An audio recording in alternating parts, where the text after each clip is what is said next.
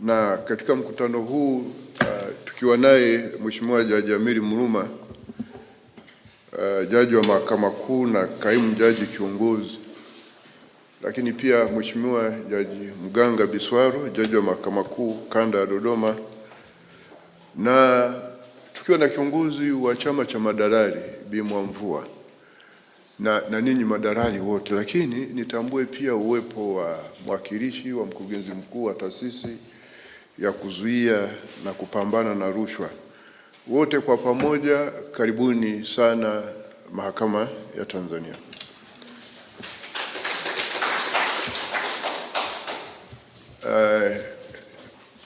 Niungane na waliotangulia kuzungumza kutambua rehema na fadhili za Mwenyezi Mungu, na kwa sababu hiyo kumshukuru, na nikiwashukuru hata kwa kuleta sala na dua tulipokuwa tunaanza mkutano wetu huu.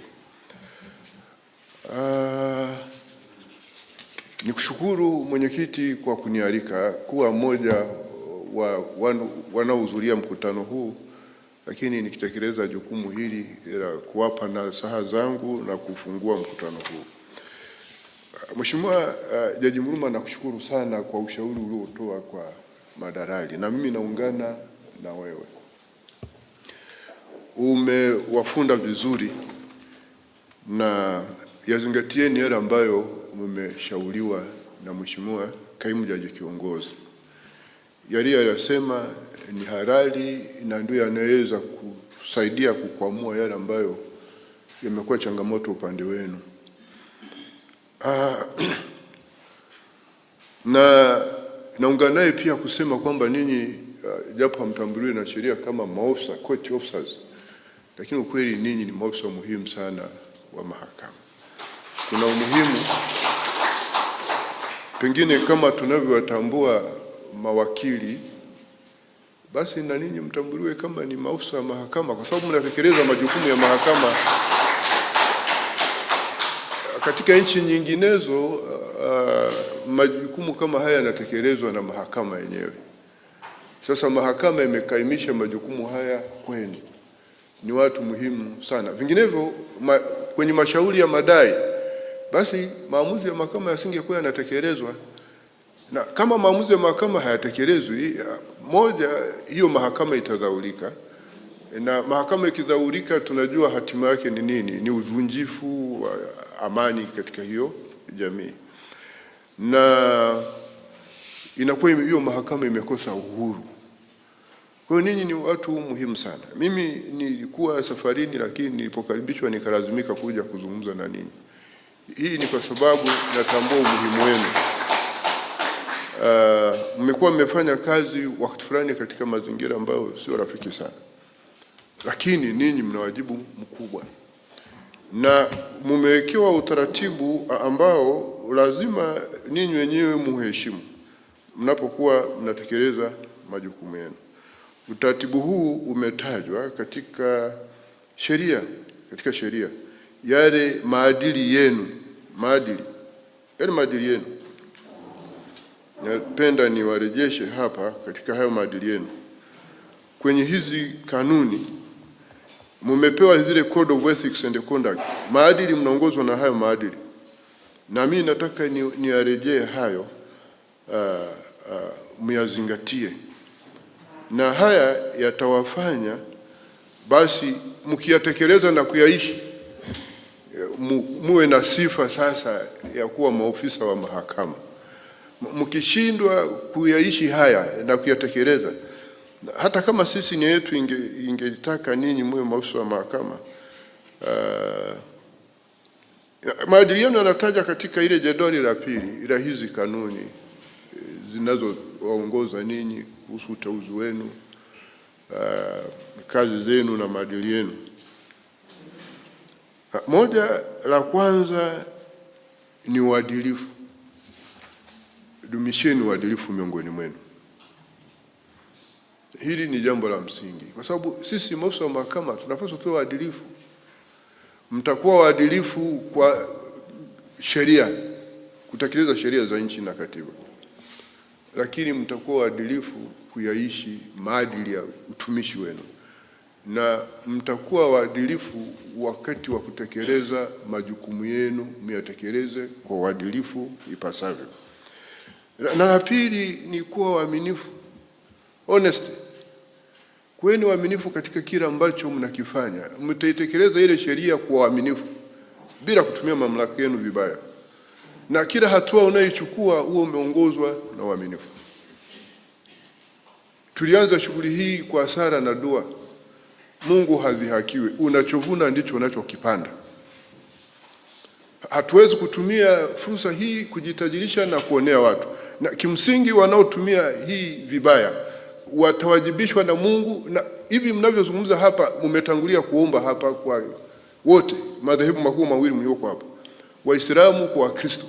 Nendeni msome Zaburi ya 37 inasema nini. Hatuwezi kuwa tu wakati wote tunalitaja jina la Mwenyezi Mungu bure. Lazima tuishi hizo kauli. Mungu hadhihakiwi. Huwezi kulichukulia jina la Mwenyezi Mungu bure kama jina langu mimi. Unalitamka tu hivyo. La kwangu tamka, lakini sio la Mungu. Kwanza kuna amri pale, nadhani ni amri ya 3. Usilitaje jina la Mungu wako bure. Yaani unamchukulia poa. Na unamchukulia poa kiasi kwamba hasa watu wengine wanakaa nasema hawa watu wamekuwa hivi, nani wamekuwa watu aina gani haya? Mpaka tunatoa fursa watu wengine, viongozi wa kisiasa, kuingilia utendaji wa shughuli zetu. Mimi nisingependa viongozi wa kisiasa wakaingilia utendaji wa shughuli zenu kwa visingizio kwamba wao ni wenyekiti wa kamati za ulinzi na usalama sijui za mikoa na wilaya. Hawakupewa hizo sheria inayoanzisha madaraka yao haya, ikuwapa mamlaka hayo. Na if anything inaungana na anachosema kaimu jaji kiongozi, wachukulieni hatua. Haiwezekani mahakama imeshatoa amri alafu mtu mwingine kula anaenda anazuia. Hiyo ni mahakama au ni kitu gani? Ni lazima tutofautishe shughuli za kisiasa na shughuli za kisheria za maamuzi yanayofanywa na mahakama. Ndio kweli wenyewe huo. Na tunatekeleza dira ya taifa ya maendeleo 2050. Moja kipaumbele vya vipaumbele, na ndio kipaumbele cha kwanza ukisoma ile dira, utawala bora na haki. Hakuwezi kuwa na utawala bora na haki kama maamuzi ya mahakama yanaingiliwa na watu wengine bila sababu za msingi. Na naungana na katibu mkuu kiongozi kaimu hapa alichosema, kama pia tunataka tusingiliwe na sisi tuwe wasafi. Na sisi wenyewe tuwe wasafi.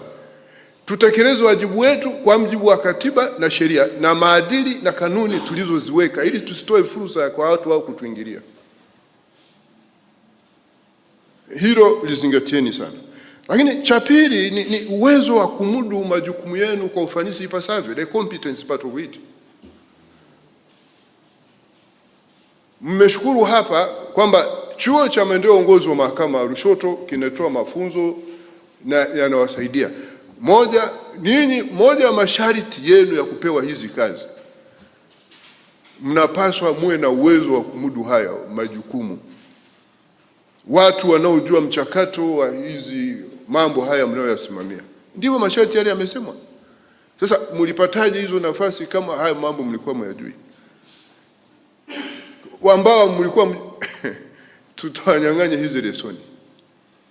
Na aliyekuwa anazungumza hapa kaimu jaji kiongozi anamwakilisha jaji kiongozi mwenyewe. Vinginevyo mtakosea. Mahakama imeamua sahihi, halafu ninyi mnaenda mnafanya nini? Mnakosea. Ina maana mnapotosha uamuzi wa mahakama. Halafu mnaleta mahakama iwe na sifa mbaya. Mahakama haipaswi kuwa na sifa mbaya. Mahakama haipaswi kuwa na sifa mbaya. Ikiwa na sifa mbaya itakosa uhalali wa kuwa mahakama, kufanya maamuzi watu wakakimbilia pale. Kwa ninyi msishiriki kuchafua sifa ya mahakama. Ninyi mnapaswa muishi uadilifu,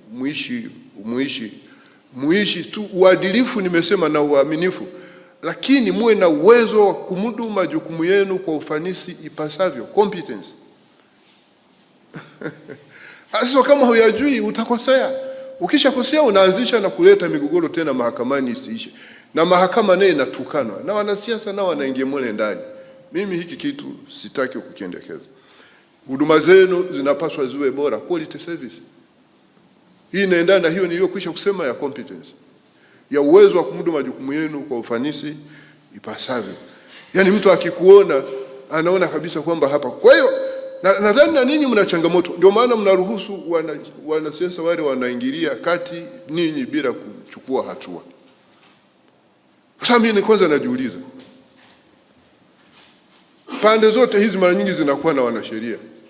Hivyo mwanasheria yule ambaye anaruhusu wale jamaa kuingilia kati amekaa tu hivi anakuwa anafanya nini? Hakuna mtu ambaye yuko juu ya sheria. Hakuna mtu ambaye yuko juu ya sheria. Hata mimi jaji mkuu siko juu ya sheria. Na kwanza hata mimi kwa kiapo changu na majaji wote hapa na mahakimu wote na hata wasajili tunaapa tunapotekeleza majukumu yetu kuzingatia katiba, mila na desturi, sheria za Jamhuri ya Muungano wa Tanzania bila hofu, huba, upendeleo wala chuki. Sasa ukisha kuwa na changamoto kati ya hizo, huwezi kuenforce hiyo haki yako na wewe kuisimamia. Na nimeambiwa baadhi ya mawakili wanashiriki hiki kitu, wanazunguka wale ambao wameshindwa kesi, wanaenda huko kwa wanasiasa. Mimi nikiwatambua, si mimi ndio nawapa hizo leseni. Tutajua namna ya kuishi nao. Tunataka taasisi hii muhimu, muhimili huwa mahakama, ubaki na hadhi yake na heshima, uweze kusimamia utawala wa sheria katika taifa hili. Na hasa katika kipindi hiki cha dira, tunapotekeleza dira ya taifa ya maendeleo ya 2050, ambapo kipaumbele cha kwanza cha hiyo dira kimepewa utawala bora na haki. Na msingi kuu wa ile dira na vipaumbele vyake vyote unahusu masuala ya utawala wa sheria. Kwa hiyo wote hapa lazima tuende kama kitu kimoja. Na lingine ambalo mnapaswa kulisema, na labda niliseme hili kabla sijaendelea, wanafikiri ibara ya 26 ya Katiba ya Jamhuri ya Muungano ndio inayozungumzia utawala wa sheria. Na ninyi majukumu yenu yanatokana na sheria. Yametajwa kwenye ile sheria mwenendo wa mashauri ya madai, amri ya 21. Lakini pia chini ya sheria ile ya Adjudication and Application of Laws Act, kifungu cha 4, jaji mkuu akatunga hizi kanuni. Na sheria ile ya tafasiri ya sheria, sura ya kwanza ya sheria za Jamhuri ya Muungano wa Tanzania, inaitambua kwamba sheria ni pamoja na zile sheria ndogo zinazotungwa chini ya ile sheria, subsidiary sheria, principal legislation. Katiba yenyewe ni sheria, sheria yenyewe ile principal legislation ni sheria, lakini na zile kanuni zinazotungwa chini ya sheria fulani na zenyewe ni sheria. Sasa ibara ya 26 ndio inayosisitiza umuhimu wa utawala wa sheria. Na shughuli zote za umma hutawaliwa na kuongozwa na sheria. Hata ninyi maadili yenu na shughuli zenu yanatokana na hiyo sheria niliyosema na hizi kanuni. Mnapaswa miyaishi. Msipoyaishi mtawajibika. Kuna watu watachukulia hatua. Na ndio maana nimesema kama kuna watu wanakiuka amri za mahakama, wachukulieni hatua. Haya ni maelekezo ya katiba, sio ya kwangu. Kwa ibara ya 26 ibara ndogo ya kwanza nasema kila mtu ana wajibu wa kufuata na kuitii katiba hii na sheria za Jamhuri ya Muungano. Ibara ndogo ya pili, kila mtu ana haki kwa kufuata utaratibu uliowekwa na sheria, kuchukua hatua za kisheria kuhakikisha hifadhi ya katiba na sheria za nchi.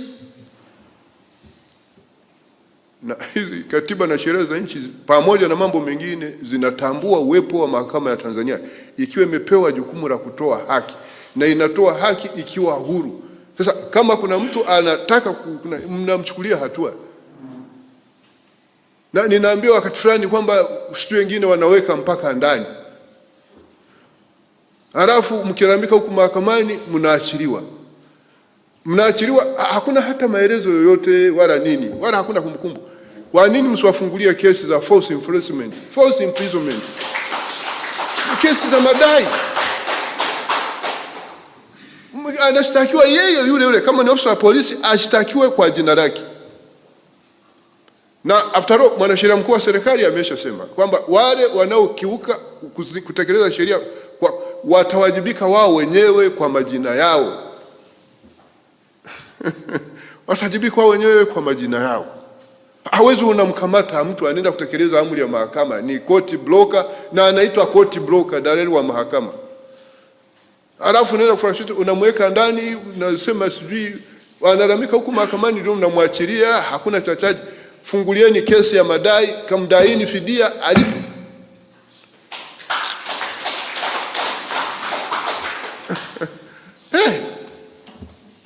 Alafu lakini na nini mpaka wengine wanashindwa kulipa ada? Nadhani ninyi mnatumia madaraka yenu vibaya.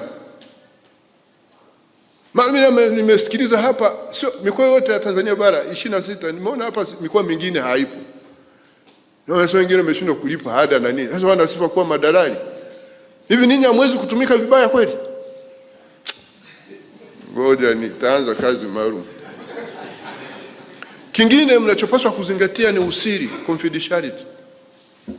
Hii ni kitu cha muhimu sana. Sisi kama tuna siri, hasa kwenye process ya kufanya maamuzi. Tunaposikiliza hakuna siri. Lakini kabla hujafanya maamuzi yale huwa ni siri mpaka yanapotamkwa. Ninyi mnapaswa sio watu wa kuvujisha siri mnazozijua kwenye utekelezaji wa majukumu yenu. Lakini lingine ni kuzingatia watu walio wanyonge katika jamii. Ile hali ya kutokujiweza. Wanyonge. Yazingatieni hawa watu. Na faraga na sitaha ya watu mnapotekeleza jukumu lenu. Hili nalo ni sharti, limezungumzwa hapa about vulnerability, privacy and modesty. Na hapa nitawaelekeza mambo ambayo mnapaswa mzingatie watu ambao ni vulnerable. Every court broker has a duty to respect the vulnerable and the privacy and the modesty of a woman. So nendo na mnyanyasa tu mwanamke pale na mimi. Alafu wote mnatokana na wanawake, mnazaliwa na wanawake. Tena mnakaa kwenye matumbo yao ya miezi 9. Mkitoka humo vingine vinazaliwa sijui wapi Kigoma, vinalia vinapiga kelele. Alafu leo unakuja huko naanza kumnyanyasa mwanamke. Paka wengine ni viongozi wetu, alafu tunawanyanyasa. Kana kwamba hatukuzaliwa na kina mama.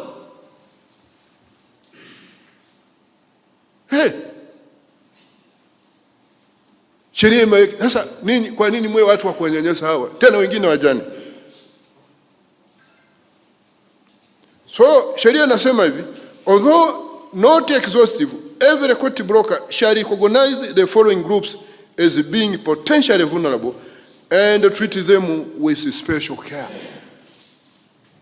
Kila dalali wa mahakama awatambue hawa watu kama ni watu wanyonge na awatendee kwa uangalifu maalum.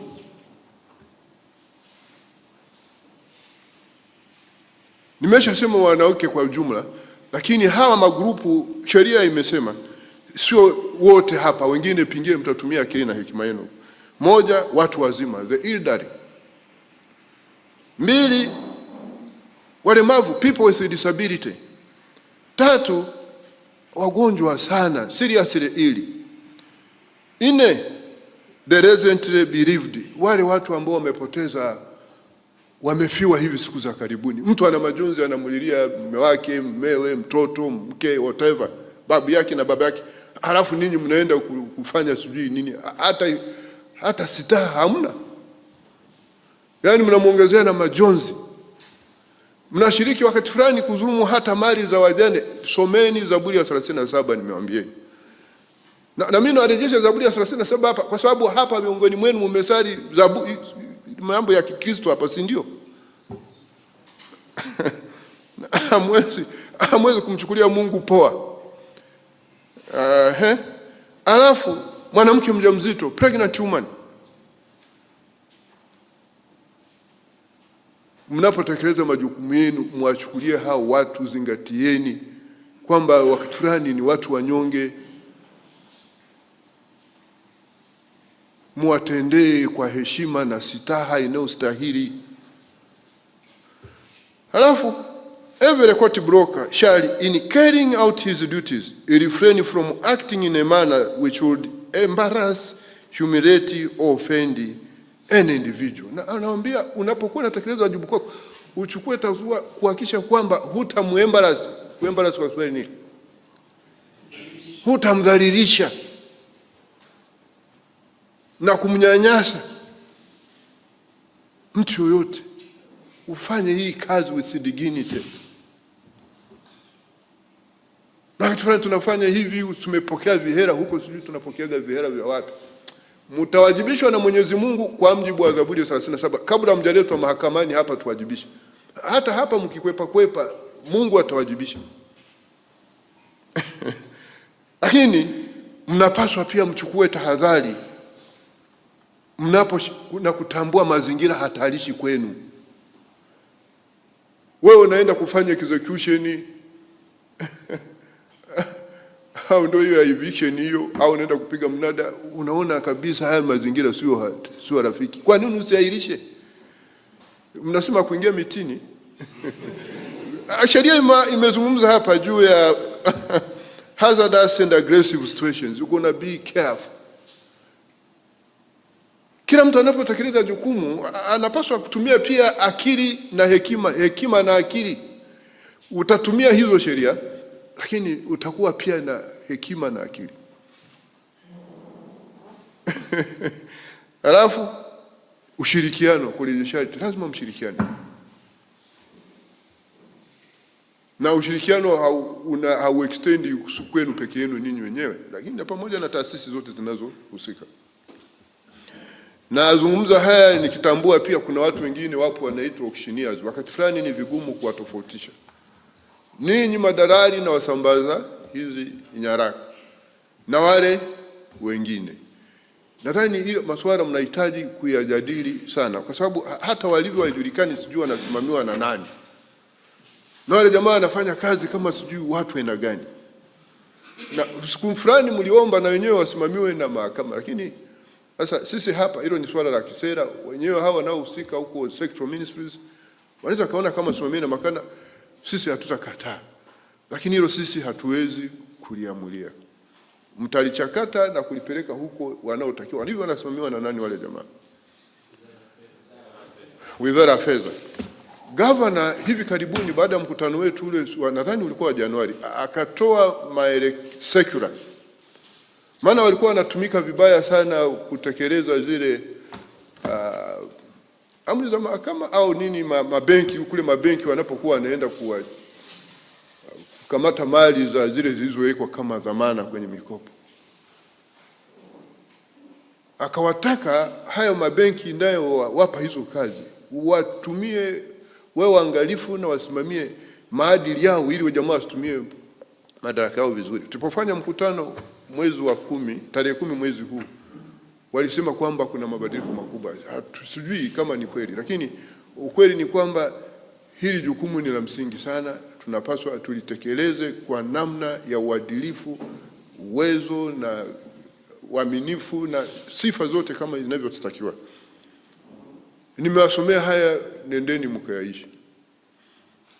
Na kama mtataka kubaki wa maana katika jamii hii, na hii pia ni ajira yenu, na kama mtataka kuheshimika, mnapaswa myaishi maadili yenu. Mtekeleze wajibu wenu kwa kuzingatia katiba na sheria za nchi hii. Mnawajibika. Sisi wote tunawajibika kutekeleza hiyo katiba na sheria ipasavyo. Na tunapozungumza wajibikaji maana yake ni nini? Ni kuwajibika kutekeleza sheria. Ndio maana kutakuwa na utawala wa sheria. Lakini kuwajibika kutekeleza maadili ya utumishi na shughuli zenu. Lakini kuwajibika kutekeleza nidhamu ya utumishi wenu.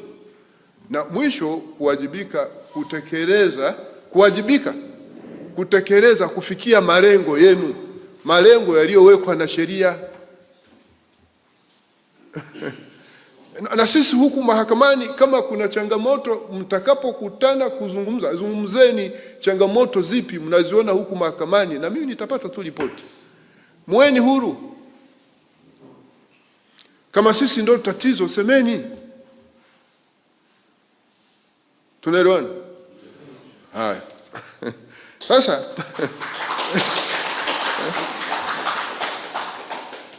ninyi majukumu yenu mengi kama nilivyosema, yote yametajwa kwenye sheria. Kaishini maadili mliowekewa kwenye sheria. Hapa ningeweza kuwatajia. Ninyi si ndio watekelezaji wa maamuzi ya mahakama na wale wasambazaji nyaraka. Hapa itapaswa mzungumze ni wapi mnafanya vizuri na wapi hamfanyi vizuri. Sisi tunayajua yote hayo. Alafu mchukue hatua za kufanya marekebisho au masahihisho. Siku hizi wamebuni kitu kinaitwa sijui maboresho. Muachane na hii sifa ambayo baadhi yenu mnayo. Mheshimiwa Jaji Mruma hapa, kaimu jaji kiongozi, ameeleza kwa ufupi changamoto mlizonazo. Mimi ningeweza kuzitaja hapa zote, lakini sitaki kuzitaja.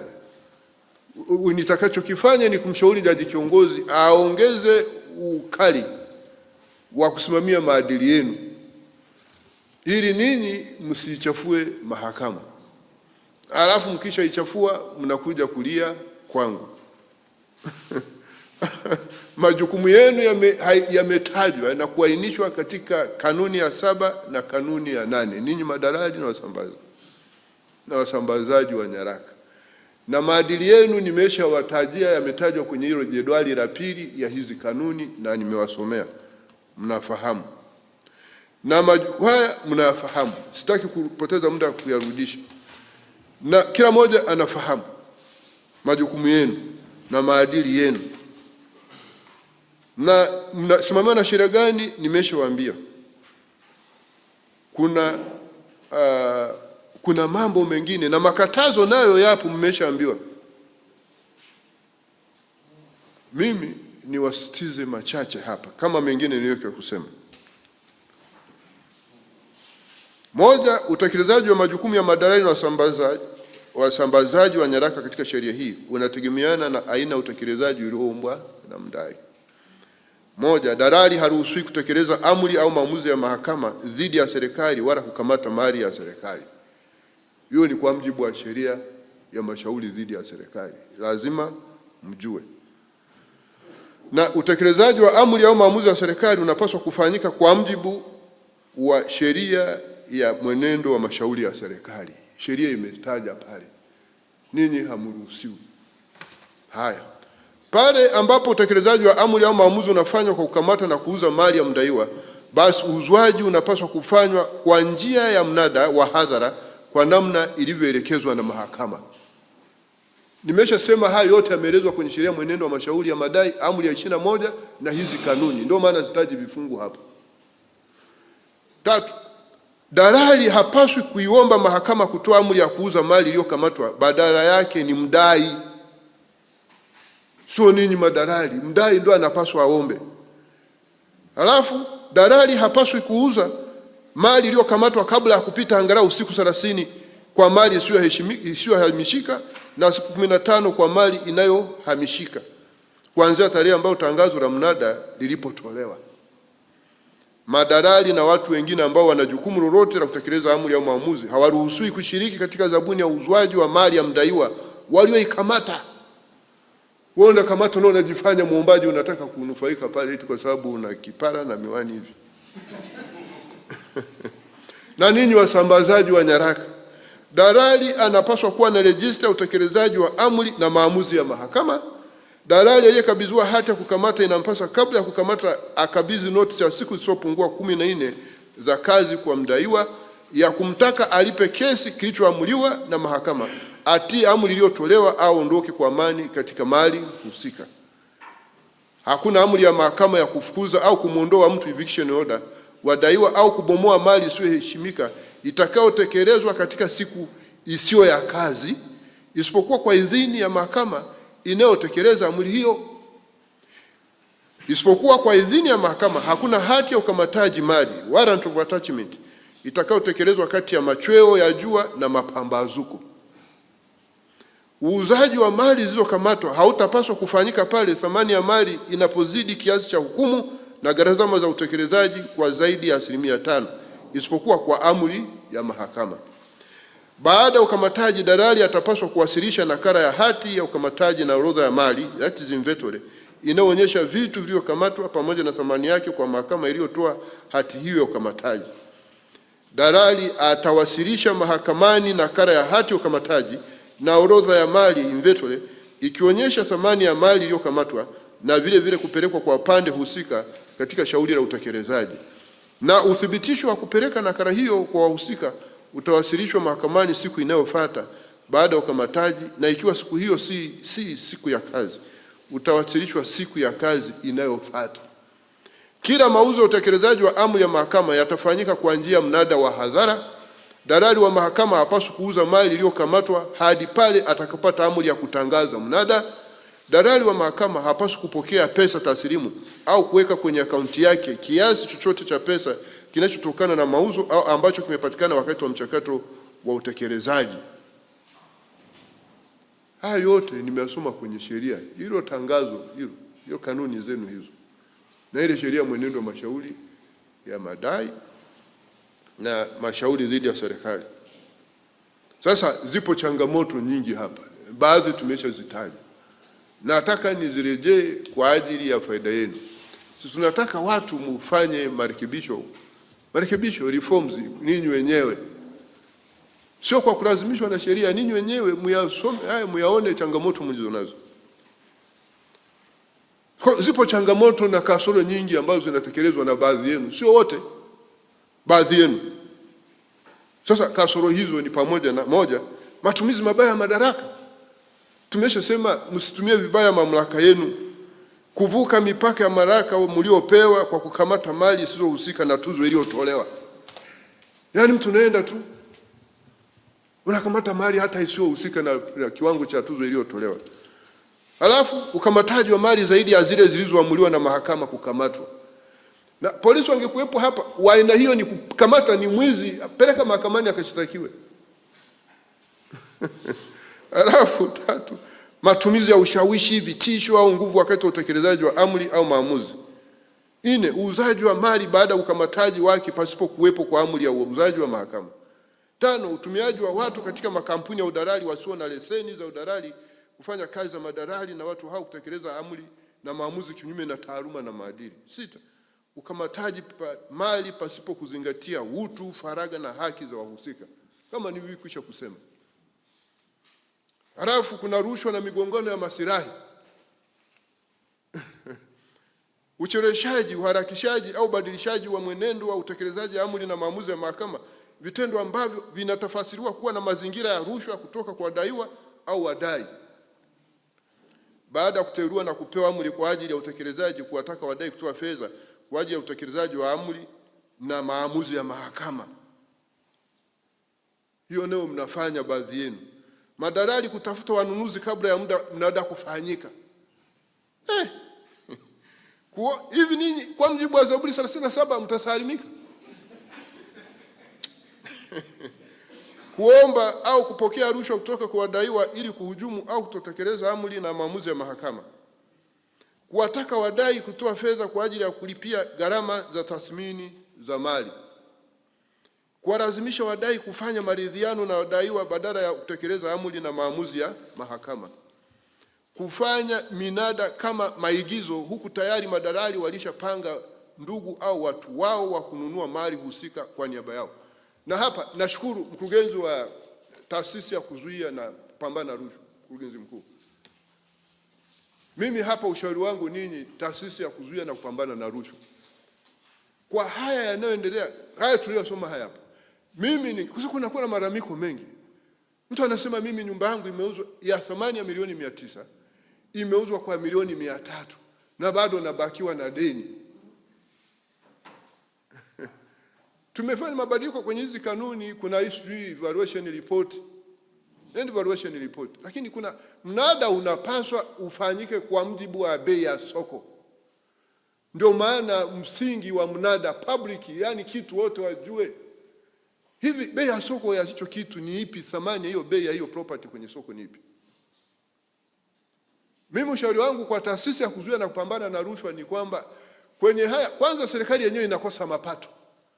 Unakuta nyumba ya milioni 900 inauzwa kwa milioni 300. Capital gain tax serikali inakosa.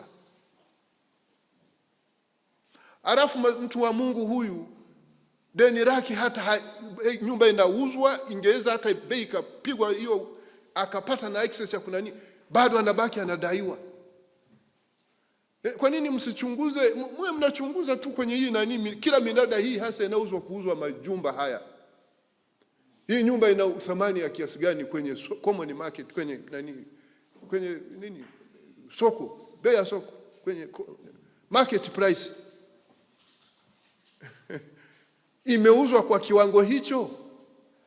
Kile kilichobakia, kile ambacho kama imeuzwa kwa bei ya chini, kama imeuzwa kwa bei ya chini, yule aliyenunua atop up. Atop up, si ndio sasa? Si ndio sheria inasema itakuwa kwa market price? And then ina kodi aliyokwepa alipe. Na hao watu walioshiriki washitaki, kama ni court process shitaki, kama ni hakimu shitaki, kama ni wakili shitaki. Tutaleta nidhamu kwenye hii kitu. Inaumiza sana watu. Washitaki wote, hakimu shitaki kama alikula njama. Mahakimu hao ndio wanaitwa wasajili wa mahakama wengine. Shitaki. Huyo kote nani, kama ni process server, msambaza nyaraka shitaki. Yeyote yule mtachunguza anayehusika pale shitakini. Yule mnunuzi shitakini. Yani yeyote mnayehusu ameshiriki hapo nani, sio atakuwa ameshtakiwa kwa kukwepa kodi. Tutatibu hili tatizo na dhuluma hii itaisha. Lakini mkiwadekeza hivi hii shughuli inapaswa ya sisi wote. Hatuwezi kuachia mtu mmoja. Tunataka discipline kwenye hii kitu muhimu sana. Mahakama inafanya maamuzi mazuri, utekelezaji unakuwa wa hovyo. Hatuwezi kuwa wakati fulani tuna under invoice, tunakwepa kodi, watu wanabaki wanaumia. Nyumba ya mtu inauzwa ya thamani milioni 7, sijui milioni 700. Anadaiwa deni la milioni 300. Nyumba inauzwa kwa milioni 200. Anabaki tena na deni, maskini wa Mungu huyu. Ni kitu gani hiki tunaweza kufanya? Sisi tusingetaka sisi mahakama iwe ni sehemu ya hii kitu. Alafu ninyi wasambaza nyaraka, na wakati fulani ninyi madalali pia ndio masambaza nyaraka. Mnatoa taarifa za uongo kwamba mdaiwa amekuwa saved. Amepewa taarifa ya mnada au sijui nini, hamjafanya uongo, mnakula viapo vya uongo. Wengine mnasema hapatikani wakati yupo. Ili tu atangaze kwenye magazeti. Yaani mtu afu mali ya kesi inasikilizwa upande mmoja na mali zinakamatwa upande mmoja. Hivi mna akili? Kuna mtu yote mwenye akili hapa duniani atakaye tumia muda wake kusoma magazeti yote nchini, anasoma anakuwa anasubiri eti mimi nitatangazwa kwenye gazeti hapo? Yaani tufanye kazi kama ni watu wenye hekima na akili. Hayo mimi nimeyaona. Process servers. Na wakati fulani hata makarani tu wa mahakama hapo. Mmoja tulikuwa naye hapa Dodoma alidanganya siku hiyo hapo. Akaja kukumbuka mbele yangu. Kasema watu hawapatikani huko kuondoa. Mimi nikaweka mguu chini mpaka wakapatikana wakaja. Wakamwambia bwana wewe, sisi tumekuepo tu pale. Wewe sema ni mwite hiyo karani. Akaja hapo akaomba msamaha. Msishiriki kudhulumu watu mali zao. Watu wanapata mali hizi kwa shida, wengine wanaingia huko kwenye migodi huko chini wanahatarisha maisha yao.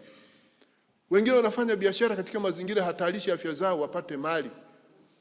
Wengine wanaenda wanachukua mikopo.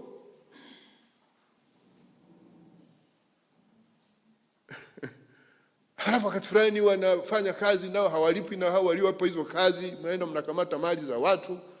Mabenki nayo sijui nakuaje. Halafu watu hao utawakuta wako. Basi Mungu awabariki sana. Kuna swala wasilishaji usio sahihi wa hesabu na taarifa za mauzo.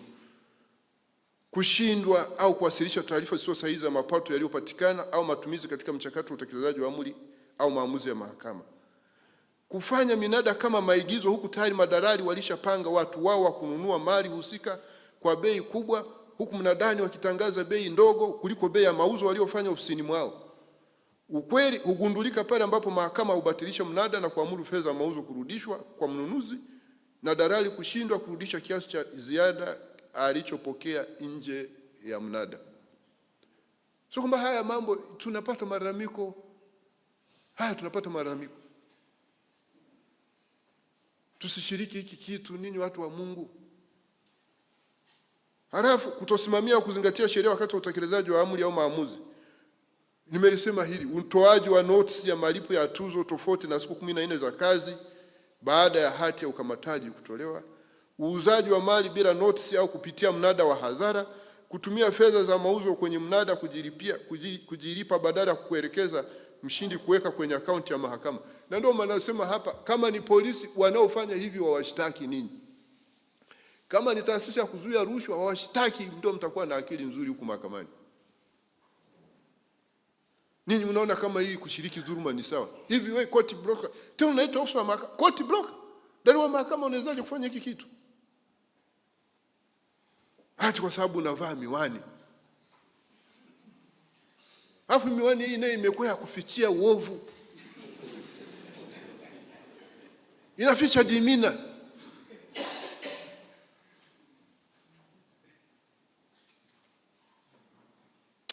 Hivi kama mnadhulumu watu hivi, kwa nini msiendelee kuvaa miwani? Maana unakuwa mpaka unaogopa, unatembea unaogopa. Na miwani yenyewe inakuwa mieusi.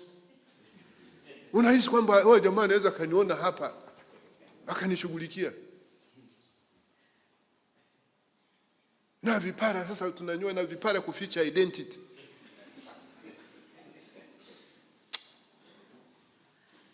Yaani upotevu au uharibifu wa mali zilizokamatwa. Kushindwa kulinda mali zilizokamatwa na kuwekwa chini ya uangalizi. Kushindwa kuzitunza mali zilizokamatwa ili kutoharibika na hivyo kupoteza thamani. Kutumia mali zilizokamatwa kwa matumizi binafsi. Hivi wewe utaponaje na mashtaka kama polisi hawa wangekuwa wanafanya kazi zao kwa makini ipasavyo? Tusiwafanye watu wengine hawa Tanzania hawa kuendelea kuumia kwa udhaifu wetu sisi.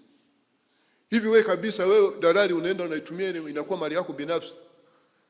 Halafu PCB nao wako tu pale wanaangalia hivi. Polisi nao wako hapo wanaangalia tu hivi. Halafu wengine wanawaacha kabisa, mnakuwa wanene kama mimi.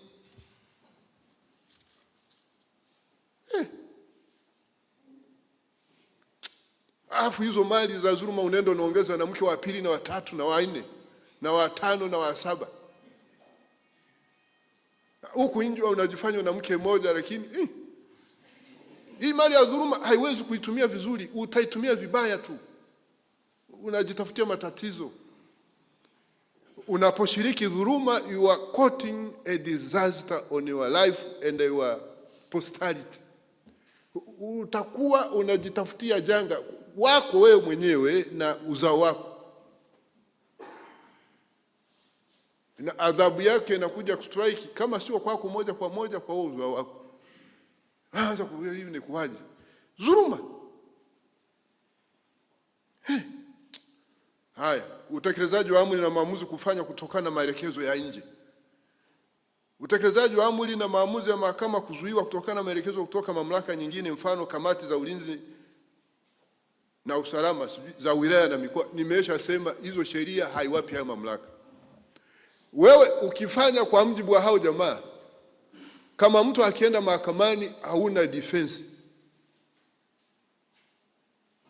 Wewe unatekeleza majukumu yao kwa mjibu wa maelekezo ya mahakama, sio kwa mjibu wa maelekezo. Hiyo kesi kwa nini haikwenda kuamuliwa huko kwenye hizo kamati za usalama za mikoa na wilaya? kamati ya usalama ya mkoa na wilaya ndio iliyokupatia hili jukumu. Wewe utakuwa na kisingizio gani? Si ajabu ninyi wenyewe baadaye ndio mnawazunguka wateja wenu, ile mna mamlaka ya mliopewa na mahakama, mnaenda kuzunguka huko, hamtakuwa na utetezi. Na hata hao wenyewe hawana hizo mamlaka, hawana hiyo mamlaka. Ile sheria mimi naifahamu. Kwanza ilitungwa mimi, wakati natungwa mimi nilikuwa nani?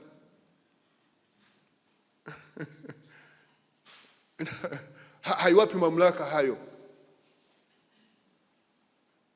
Swala usalama ni swala usalama, swala la haki ni swala la haki. Hivi ni vitu viwili tofauti.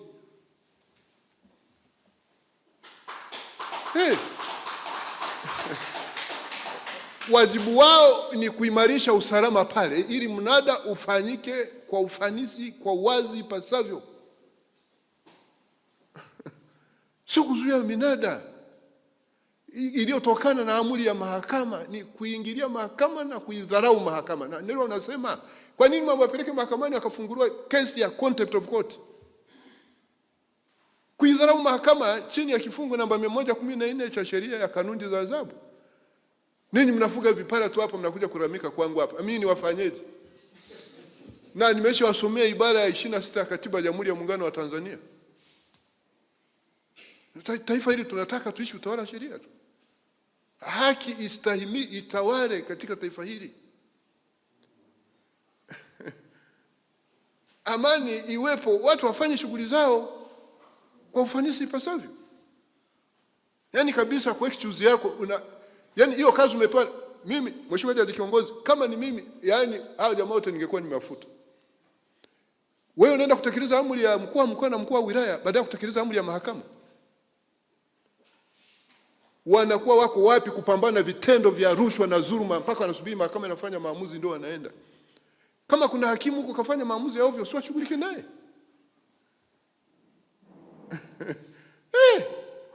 Wao wanakuwa wako wapi kusimamia? Vimeundwa vyombo hapa, taasisi ya kuzuia na kupambana na rushwa, polisi, madawa, chungu nzima, wahamiaji, sio na vitu gani? Sasa wanakuwa wako wapi? Mahakama itoe maamuzi ndio waende kuzuia kule. Ni nchi itakuwa ni kitu gani hiki? Tunataka kuishi utawala wa sheria. Sisi tumekula kiapo kwa ajili hiyo. Tutatekeleza wajibu wetu kwa kuzingatia katiba, mila na desturi za sheria na Jamhuri za Muungano wa Tanzania bila hofu, huba, chuki, upendeleo. Wala hofu. Tutakuwa huru, tutalazimika tu kuzingatia katiba na sheria za nchi. Na nimeshasema haki maana yake ni nini? Ni uamuzi uliofanywa na mahakama huru kwa kuzingatia katiba na sheria za nchi kwa mujibu wa ushahidi uletwa mahakamani pale. Sasa basi wao wanajitokeza kutoa ushahidi huko mahakamani, ushahidi huko mahakamani, kuliko kuzuia hiyo court process. Na ninyi wasambaza nyaraka, msidhani kama nimewasahau. Ninahamia kwenu. Na wewe bwana unayetoka Arusha, sio ndio mkubwa hao jamaa? Haya. Ninyi mara nyingi wasambaza nyaraka na madalali huwa wana leseni za kazi zote mbili. Mara nyingi mnakuwa na leseni za kazi zote mbili. Unakuta ni dalali lakini wakati ni msambaza nyaraka. Lakini pia anaweza kuwepo dalali msambaza nyaraka peke yake na dalali peke yake. Muishi maadili yenu. Yaani mpaka mimi nimekuja hapa. Haya. Dalali anapofanya kosa la kimaadili wakati huo akiwa na leseni ya usambaza nyaraka, basi kosa hilo litamkwamisha pia kwenye kazi zake za udalali na kumfanya hata kukataliwa anapoomba tu kuisha leseni yake kama inavyobainishwa kwenye kanuni ya 13 ya kanuni za madalali na wasambaza nyaraka. Katika kupeleka wito wa mahakama, wapo wasambaza nyaraka wanaofanya matendo kinyume na maadili ya kazi za wasambaza nyaraka kama ilivyoainishwa kwenye nyongeza ya 3 ya kanuni za maadili ya wasambaza nyaraka. Wapo wasambaza nyaraka ambao kwa makusudi wanawasilisha na kuacha wito au nyaraka za kimahakama kwa wasichana wa kazi au vijana wavulana wa kazi pale nyumbani kinyume na matakwa ya amri ya aina ya kanuni hizi, kanuni ya 11. We unamwachaji yule mfanyakazi pale una nyaraka itume ndio umemsave ndio mdaiwa pale? Kwa nini ni kampuni? Sheria inasema nini? Alafu maskini na mnado nendo unafanya. Sasa unakuja unakula kiapo, niliacha hapo kwa nini? Nadhani majaji viongozi wa siku hizi ni wapole sana. Aidha, wapo wasambaza nyaraka ambao kwa makusudi wanawasilisha na kuacha wito au nyaraka za kimahakama kwa waandishi waendesha ofisi maarufu kama personal secretaries au executive assistants wa makampuni, kinyume na amri ya 28 kanuni ya pili ya sheria mwenendo wa mashauri ya madai. Wewe unaenda kusevu kampuni, unamwachia secretary, ndivyo sheria inavyosema.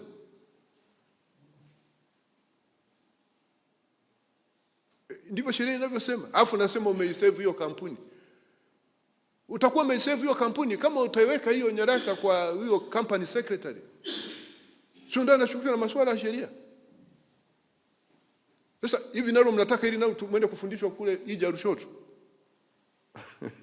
Haya, wapo pia wasambaza nyaraka ambao wanaapa viapo vya uongo kwa kudai kuwa wamepeleka nyaraka husika kwa wahusika, lakini kumbe hawakufanya hivyo, na nimeshalisema hili. Acheni. Baadhi ya wasambaza nyaraka huacha nyaraka katika ofisi za mitaa na kuwapa viapo vya uongo kwa kusema wahusika wamepewa nyaraka hizo. Na ndivyo ilivyokuwa kwa yule karani hapo Mahakama Kuu Kanda ya Dodoma wakati ule mimi nikiwa jaji pale. Acheni hicho kitu. Kupitia viapo vya uongo kupitia viapo vya uongo kesi huweza kuendeshwa kwa upande mmoja, yani expert, na upande ambao hukupewa wito kwa makusudi kukosa haki, lakini ni kutokana na kitendo cha utovu wa maadili cha msambaza nyaraka. Mtu amekula kiapo, ni msevu huyu, kumbe hata kumsevu. Nilimfikishia, kumbe hata kumfikishia. Na nyingine ndo kaacha kwa secretary, nyingine kwa house girl, nyingine akaacha tu huko kwa ofisi ya mtendaji wa kijiji au wa mtaa, nyingine tu alitumia kufungia mandazi. Alafu mnapofanya hivyo Mungu anawaona. Hata kama serikali haiwezi kuwaona, serikali haina macho kama ya Mungu, lakini Mungu atakuwa anawaona kwa dhamira zenu. Na mimi nilikuwa sijaanza, baada ya kuwa nimezungumza na ninyi, hamtakuwa tena na excuse. Nitakuwa namfuatilia huyo kiongozi wenu, jaji kiongozi, mara kwa mara, kuhakikisha kwamba kuna mabadiliko huko kwenu. Hamwezi kuwa mnawachafua mahakimu na wasajili na majaji, mnawachafua. Watu hao wanafanya kazi kwa uadilifu, alafu ninyi mnawachafua. Subirini mimi nistaafu kwanza. Mimi nitashughulika na ninyi kwa sababu ninawajua, hamwezi kunidanganya. Kwanza afadhali hata mkutano huu umemleta hapa Dodoma. Mama, hapa ndio nianzia kazi mimi hapa mwaka 1994. Naenda ofisini kwa mguu au kwa kuendesha baisikeli. Ingekuwa kama vijana wa siku hizi hapa, hata nisingepata mke nikawa, maana angenikimbia. Sasa hawezi kunidanganya, nimeishi nao. Day one ya utumishi wangu mpaka nikaenda nikawa watu ni general, ninawafahamu. Na kwanza kamati hii inayohusika na kuwateua ninyi na nidhamu yenu, mjumbe mmoja anatoka ofisi ya mwanasheria mkuu wa serikali. Na mimi nilipokuwa naibu mwanasheria mkuu wa serikali nilikuwa nateua mjumbe anakuja huku kwenye kamati. Tutamshauri mwanasheria mkuu wa serikali aimarishe usimamizi wenu. Uweza ni kuishauri serikali kuu kubadilisha sheria, wabadilishe, ili tuwabane kulinda hadhi na heshima ya mahakama. Hatutaki mtu yoyote awe kiongozi wa serikali kuwa na excuse ya kuidhalilisha mahakama kwa sababu ya utendaji wenu dhaifu. Mahakimu wamefanya vizuri, wasajili majaji wamefanya vizuri, alafu ninyi mnaenda mnanani. Hivi unakuwa unajisikia namna gani unapoenda kula uongo? Na ile amri hapa, huyu Mungu mliokuwa mnamsema hapa amesema usiseme uongo, usimshujie jirani yako uongo. Wewe unaenda kula kiapo cha uongo eti mimi nilimfikishia wakati hujamfikishia, alafu ubaki salama.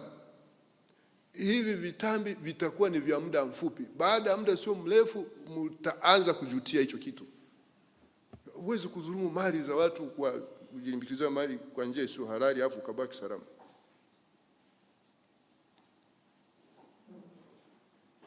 Haya, wapo wasambaza nyaraka ambao hawana leseni ya udalali, wanaokula njama na madalali na kudai kwamba wamepeleka notice ya malipo ya tuzo, lakini kumbe hawakupeleka inavyopaswa, na matokeo yake zoezi la utekelezaji kufanywa kwa njia ya udanganyifu. Na ninyi acheni, na maadili yenu yapo. Mnao maadili hapo kwenye sheria, ndio maana sitaki kuirejea. Sasa athari zinazotokana pamoja na hao utekelezaji mbovu wa majukumu yenu ni pamoja na hizi hapa. Moja, kuchelewesha utekelezaji wa amri na maamuzi na hivyo kupelekea washinda tuzo kutopata haki zao mapema ipasavyo. Mbili, kuongezeka kwa malalamiko, mashauri ya pingamizi na migogoro mipya inayotokana na utekelezaji usiozingatia sheria na kanuni. Tatu, wananchi kupoteza imani kwa madalali na mahakama. Nne, hasara za kifedha kwa wadaiwa, wadeni na watu wasiohusika kutokana na kukamatiwa mali zao. Na tano, kuchochewa kwa mazingira ya rushwa na upendeleo katika mchakato wa utekelezaji wa amri na maamuzi. Sasa hatua nyingine ambazo utapaswa kuchukua kukabiliana na hii ni pamoja na hizi hapa. Moja, naibu wasajili mahakimu wa wafawidhi kwa mujibu wa nyaraka watapaswa kuchukua hatua hizi. Naibu wasajili na mahakimu wa kazi wa wafawidhi kwa mujibu wa kanuni ya 11 ya kanuni za maadili na wasambaza nyaraka wataendelea kukagua na kutathmini utendaji kazi wa madalali na wasambaza nyaraka walio ndani ya mamlaka yao na kuandaa taarifa. Ninyi manaibu wasajili mko hapa mnanisikiliza, na wengine naona wamevaa na miwani. Hii wajibu utekelezeni kwa ufanisi ipasavyo. Hawa jamaa wanaochafua kazi zenu, unless mnataka kubaki mmevaa miwani, mnachafuliwa. Na mimi nisipendi mchafuliwe, ninyi ni watu wema. Pili, mahakama itaendelea kuimarisha ufuatiliaji wa karibu wa shughuli zote za utekelezaji ikiwemo upokeaji na kuhakiki taarifa za utekelezaji. Tatu, mahakama itaendelea kusimamia matakwa ya kanuni ya 25 ya kanuni za madalali na wasambaza nyaraka, kuhakikisha madalali hawachukui fedha za mauzo ya mali kwa mnada, badala yake ziwekwe kwenye akaunti ya mahakama.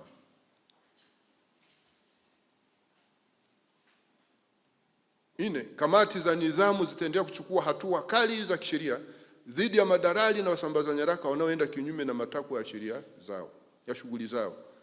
Tano, kuhusu ombi la hii ya mlioomba kuendelea kupata mafunzo kutoka IJA, hiyo ni sawa. Hiki chuo kitaendelea kutoa mafunzo kwa madalali na wasambaza nyaraka za mahakama ili kuongeza uelewa juu ya masuala ya kisheria yanayohusu utekelezaji wa amri za mahakama, maadili ya kazi, haki za wadaiwa katika zoezi la utekelezaji, haki za wadeni, utaratibu wa kukamata mali na ulinzi wa mali za watu wengine.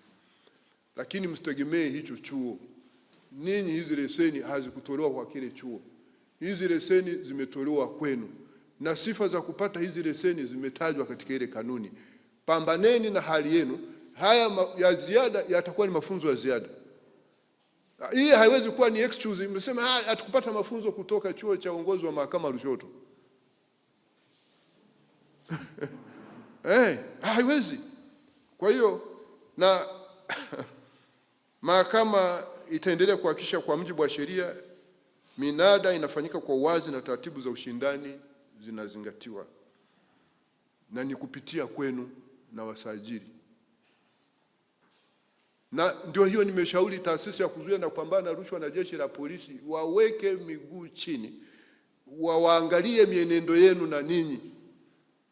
Hatukutaki mahakamani zinakuja kesi nyingine hazina vichwa wala miguu kwa sababu tu ya udhaifu mliofanya ninyi. Makesi yanarundikana huku mahakamani.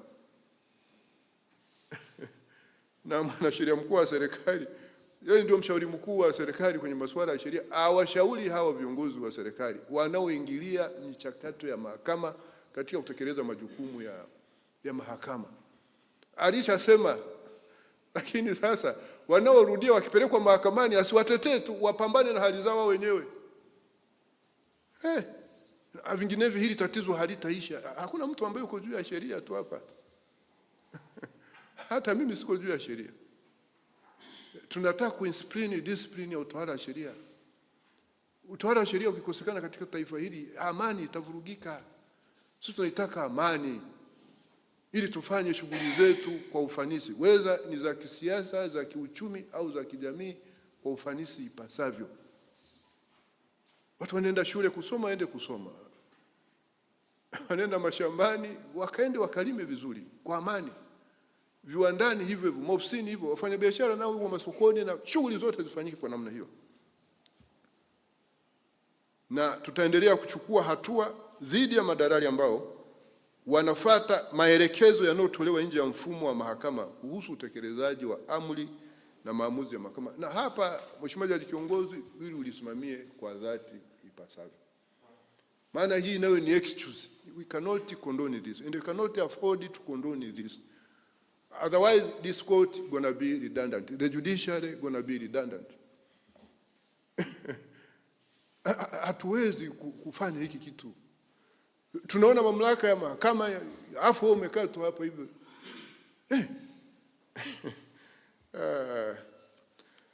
Kwa hiyo tumezingatia na tumesikiliza haya maombi yenu, na hasa yaliyotolewa na mwenyekiti wa chama chenu.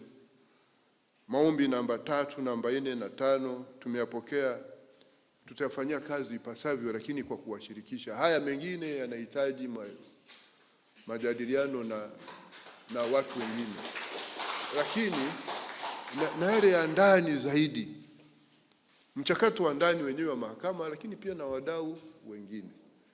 Sisi tunachowaomba kwamba mtakapokuwa tunawashirikisha hivi, tengeni muda wenu, mjitokeze tulichakate hili swala kwa ufanisi ipasavyo. Yale yaliyoko ndani ya uwezo wetu tutayashughulikia. Yale tutakao, kama ni ya kuwashirikisha mamlaka nyingine serikalini, tutawashirikisha. Lakini ombi langu ninyi kwenu ni kuendelea kwa watu wema, watu waadilifu, mnaofanya kazi zenu kwa mujibu wa kanuni za maadili ya kwenu, kwa mujibu wa katiba na sheria.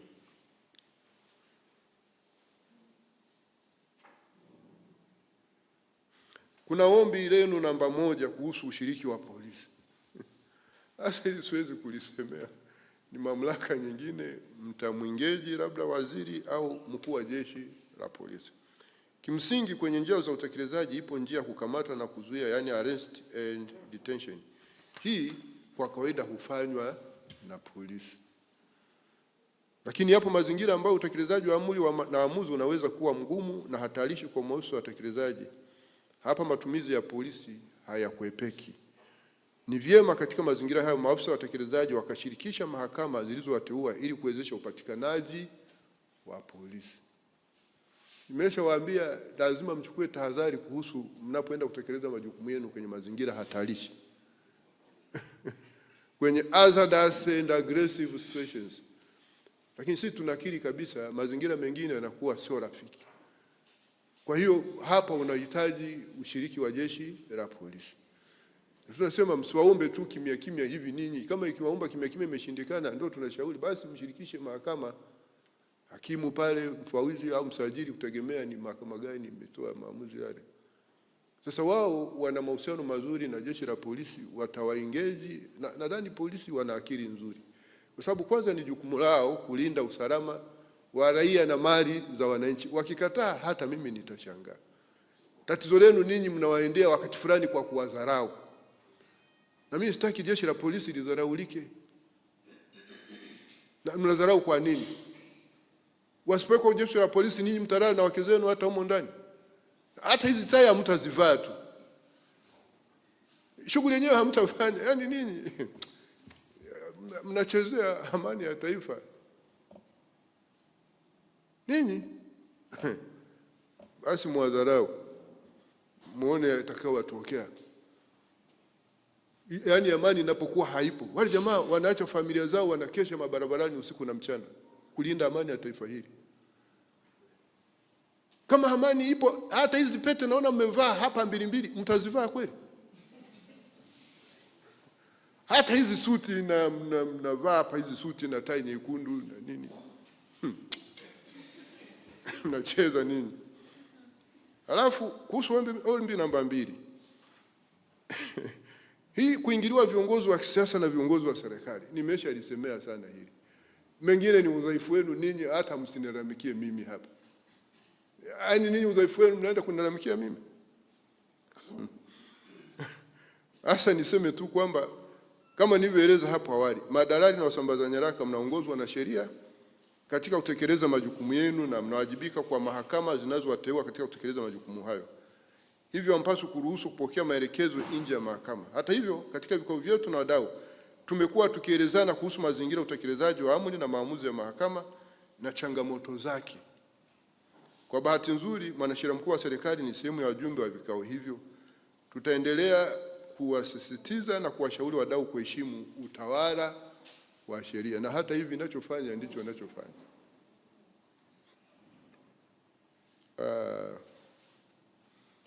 Baada ya kuyasema hayo, sasa ninao furaha kutamka kwamba mkutano mkuu huu wa Chama cha Madalali na Wasambaza Nyaraka wa Mahakama Tanzania kwa mwaka 2026 umefunguliwa rasmi. Asanteni sana kwa kunisikiliza.